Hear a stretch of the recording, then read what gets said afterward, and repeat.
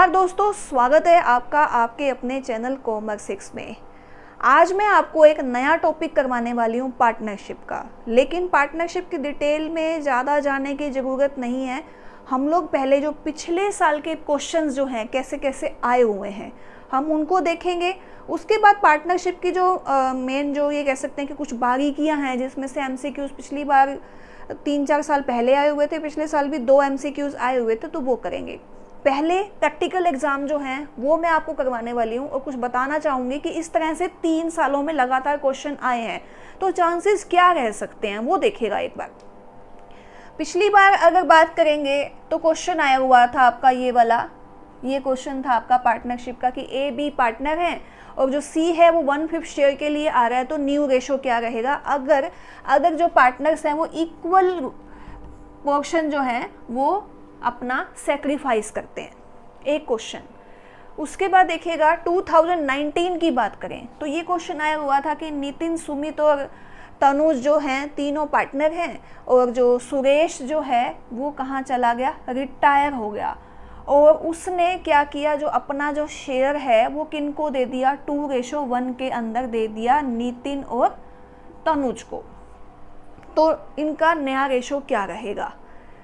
2017 की बात करें तो क्वेश्चन आया हुआ था A और B पार्टनर हैं 4:3 के अंदर और इक्वली क्या ले रहे हैं जी, इक्वली जो है अपना हिस्सा देंगे। कैसे, जो C आ रहा है उसको 2/7 के लिए 2/7 हिस्से के लिए आ रहा है, वो इक्वली लेने वाला है।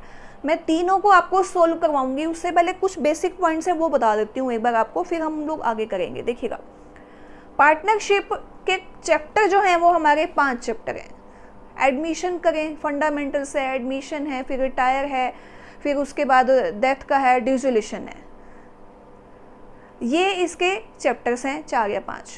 फंडामेंटल हो गया, रेशियो चेंज हो गया, फिर उसके बाद आपका एडमिशन हो गया, रिटायर हो गया और डिसोल्यूशन हो गया। 5 चैप्टर हो गए। अब हम पांचों को बारीकी से इतना टाइम दें, ये जो पिछले 3-4 सालों में हर बार एक ही क्वेश्चन आया हुआ है उसकी तो तैयारी कर लें और बाकी कुछ थ्योरी अगर कर लें तो पूरी बात बन जाएगी। इतनी मेहनत हमें करनी नहीं पड़ेगी। हर क्वेश्चन के अंदर आप DSSC की बात करें, KVS की बात करें, TGT की बात करें, UP TGT की अगर कोई तैयारी कर रहा है, PGT की बात करें, चाहे STET की, सबके अंदर इस तरह के क्वेश्चन आए हुए हैं। तो पहले हम कुछ प्रैक्टिकल क्वेश्चन करेंगे और थोड़ा सा बेसिक है मैं बता देती हूँ आपको, फिर हम लोग स्टार्ट करेंगे। देखिएगा पार्टनरशिप क्या होती है। पार्टनरशिप क्या है, जब एक से ज़्यादा पर्सन अगर मिलकर कोई भी काम करते हैं तो वो पार्टनरशिप है, लेकिन उनका जो मोटिव है वो प्रॉफिट होना चाहिए। मान लो A है, A को अब बिजनेस कर रहा है अच्छे से, 1 लाख रुपया उसकी कैपिटल है और अब वो क्या कहता है कि मुझे तो बहुत बढ़िया वाला काम करना है, मेरे को कोई काम साथ में कर ले। तो B आ गया। अब B आ गया तो दोनों पार्टनर हो गए। एक से ज़्यादा होने चाहिए तो वो क्या होगा जी, पार्टनर हो जाएंगे। उन दोनों के बीच में क्या होगा, कॉन्ट्रैक्ट होगा। कॉन्ट्रैक्ट होगा, ठीक है, कॉन्ट्रैक्ट होगा जिसको हम लोग क्या बोलते हैं, वो ओरल भी हो सकता है और वो रिटर्न में भी हो सकता है। ओरल हो सकता है, बिल्कुल हो सकता है। क्या वो रिटर्न में हो सकता है, तो वो रिटर्न में भी हो सकता है, वो मर्जी है। और अगर ओरल या जो कॉन्ट्रैक्ट जो रिटर्न में होता है उसको बोलते क्या है, पार्टनरशिप डीड बोलते हैं। पार्टनरशिप डीड के अंदर क्या आता है, पार्टनर्स का नाम, कितने पार्टनर होंगे, कितने टाइम के लिए होंगे, कितना काम करेंगे वो, और साथ के साथ और क्या, कितना प्रॉफिट आपस में बांटेंगे, कितनी कैपिटल लेके आएंगे, वो सब कुछ, वो सब किस में आ जाएगा, पार्टनरशिप डीड के अंदर। अब आपका एक क्वेश्चन लगभग हर बार आया हुआ है, 3 साल की बात करूं, एक तो प्रैक्टिकल और थ्योरी में क्या आया हुआ है कि अगर कोई कॉन्ट्रैक्ट है उसके अंदर नाबालिग जो माइनर है वो पार्टनर बन जाता है, तो कितने हिस्से के लिए होगा। अगर माइनर है तो वो अपने हिस्से तक के लिए ही रिस्पॉन्सिबल होगा, ये आप हमेशा ध्यान करना। अगर वो इलीगल ही माना जाएगा, अगर वो नाबालिग है तो नाबालिग क्या पार्टनर बन सकता है, बन सकता है अगर सभी पार्टनर्स की सहमति हो। ये क्वेश्चन भी बहुत बार आया हुआ है कि क्या कोई माइनर जो है, माइनर पार्टनर बन सकता है। हाँ, पार्टनर वो बन सकता है, पार्टनर बन सकता है, ये क्वेश्चन आया हुआ था। लेकिन सबकी क्या होनी चाहिए, कंसेंट होनी चाहिए।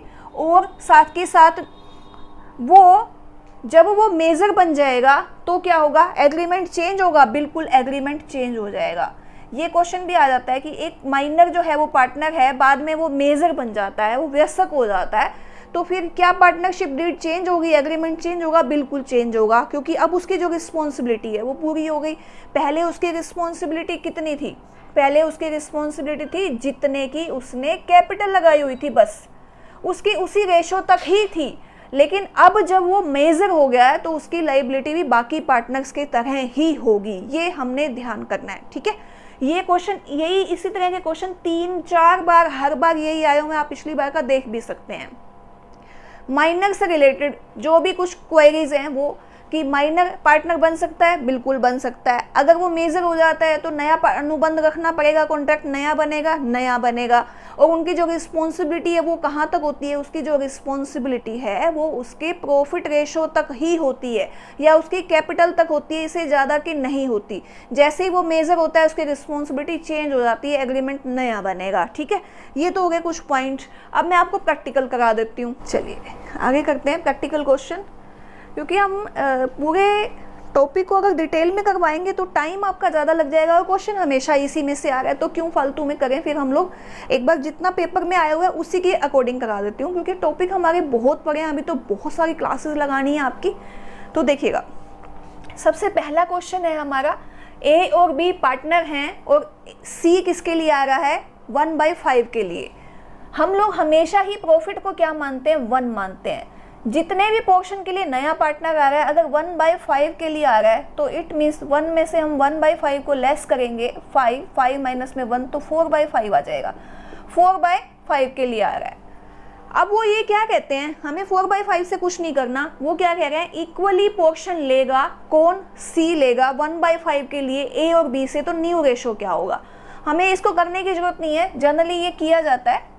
देखिएगा अब आगे हमने क्या करना है, 1/5 के लिए अगर इक्वल लेगा, इट मीन्स 1/5 मल्टीप्लाई बाय 2, फटाफट से 1/10 कर दो। और 1/10 किससे ले लेगा? ए से, और 1/10 ही किससे ले लेगा? बी से। तो हमने क्या करना है, इसको 1/10 जो है वो लेस कर देंगे, 10 एलसीएम आ गया 6 माइनस में 1 5/10। हमने ये देख लेना है कि क्या 5 इसमें आ रहा है। अगर इसमें आ रहा है तो हमें आंसर को टिक कर देना है, लेकिन 5 तो 2 में आ रहा है, इसलिए हमें आगे भी इसको सोल्व करना पड़ेगा। देखिएगा अब उसके बाद आ गया जी 2/5 माइनस में 1/10, फिर से एलसीएम ले लिया, 4 माइनस में 1 कितना हो गया जी? 3/10। क्या 3 आ रहा है क्वेश्चन के अंदर? 3 भी आ रहा है, लेकिन हमें फिर भी आगे सोल्व करना पड़ेगा, क्योंकि 5 और 3 और 5 और 3 दोनों में आ रहा है। तो फिर 2 किस में आएगा या 1 किस में आएगा, वो हमारा आंसर रहेगा। फिर देखते हैं अगला जो है, ये हो गया जी अब ए का, और ये हो गया बी का, और ये है जी हमारा सी का। एलसीएम ले लेंगे फिर से 10, 5:3:2। क्या ये आंसर है? ये है, तो ये आंसर आपका ठीक हो जाएगा। ऐसे आपने करना है। अगर आपको स्टार्टिंग में ही पता चल जाए तो आप उसको टिक करो, टाइम मत वेस्ट करो। लेकिन आपको लग रहा है कि नहीं, इसमें तो हमें कंफ्यूजन हो रहा है, 5-3 दोनों में आ रहा है, इसलिए आपको आगे उसको सोल्व करना पड़ेगा। जितने शेयर के लिए वो आ रहा है उस शेयर में अगर वो इक्वली ले रहा है तो हम लोग क्या करेंगे, उसको मल्टीप्लाई करेंगे और उसमें से लेस कर देंगे, ठीक है। ये ध्यान रहेगा आपको।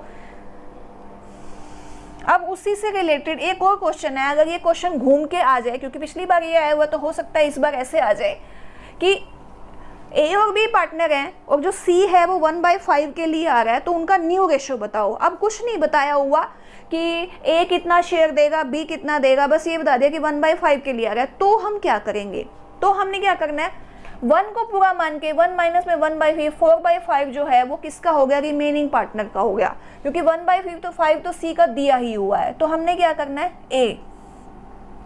ए का शेयर और बी का शेयर कितना हो जाएगा, 4/5 मल्टीप्लाई बाय 3/5, क्योंकि 3 और 2 उनका रेशो हो गया, तो 12/25 ये हो गया। और बी का कितना हो जाएगा, 4/5 मल्टीप्लाई बाय 2/5 यानी कि 8/25, और सी का है 1/5। तो न्यू रेशो क्या हो जाएगा, 12, 8 और 1/5। तो फिर अगर ये नहीं मिल रहा तो 25 और 25 हमारा एलसीएम आ जाएगा 12, 8 और 5। ये हमारा न्यू रेशो हो जाएगा, ठीक है। इस तरह के क्वेश्चन भी आ सकता है, पिछली बार ऐसा आया हुआ तो चांसेस है ऐसा क्वेश्चन आ जाए कि 1/5 के लिए आ रहा है लेकिन ये नहीं बता रखा कितना क्या है, तो वो हमें निकालना पड़ेगा, ठीक है। अगला क्वेश्चन देखिएगा आप एक बार, जो पेपर में आपका आया हुआ है।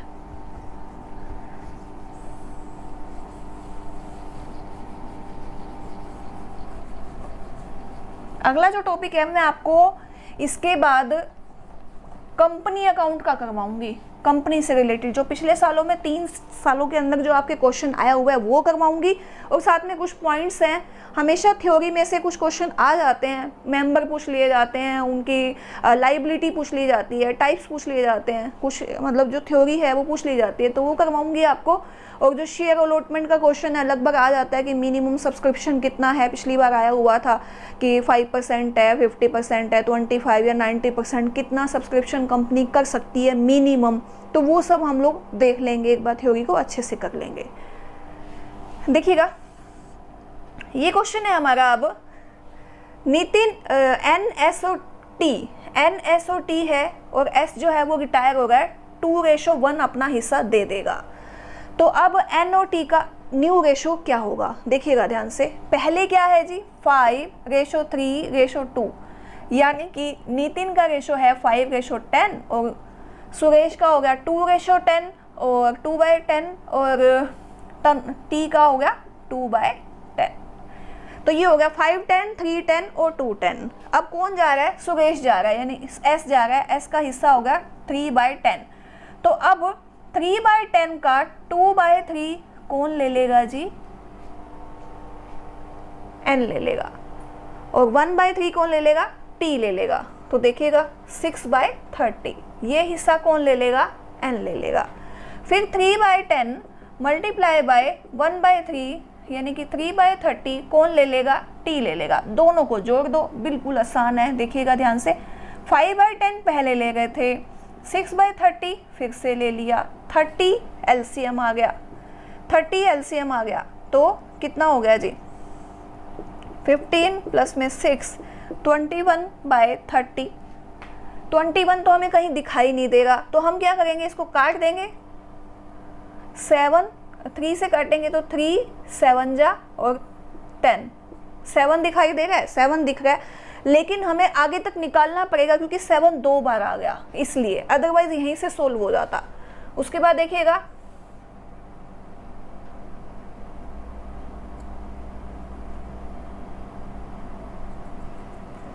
2/10 प्लस में 3/30, एलसीएम कितना आ जाएगा 30, 6 प्लस में 3, 9/30 यानी कि 3/10।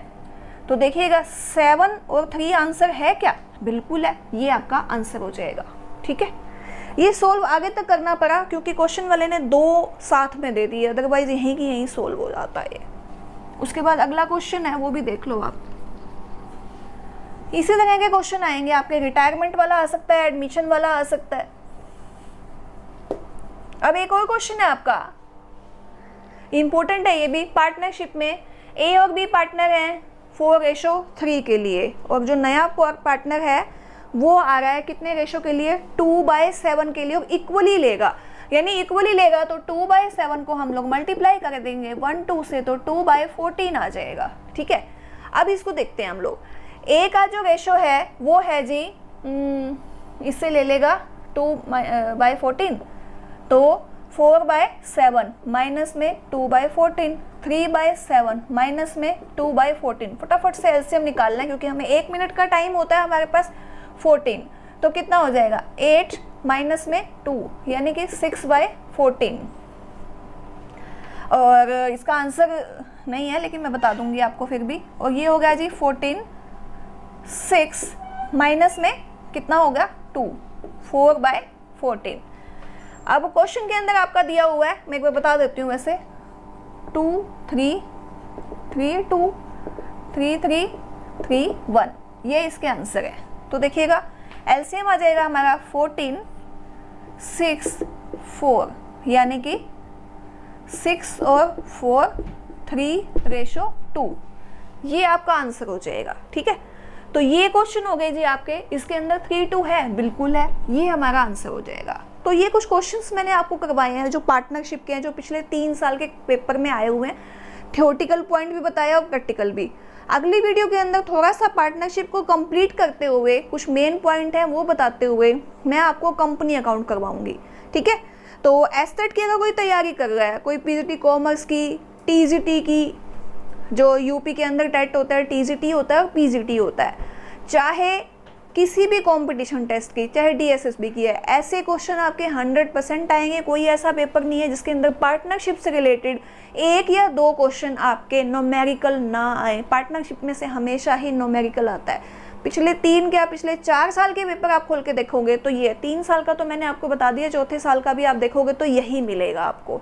ठीक है, तो मिलते हैं अगली वीडियो में। उम्मीद करती हूँ मेरी वीडियो आपको पसंद आई होगी। अगर आपको पसंद आ गई तो लाइक कीजिए, शेयर कीजिए। अगर आपने चैनल को अभी तक भी सब्सक्राइब नहीं किया तो सब्सक्राइब कीजिए। Thank you.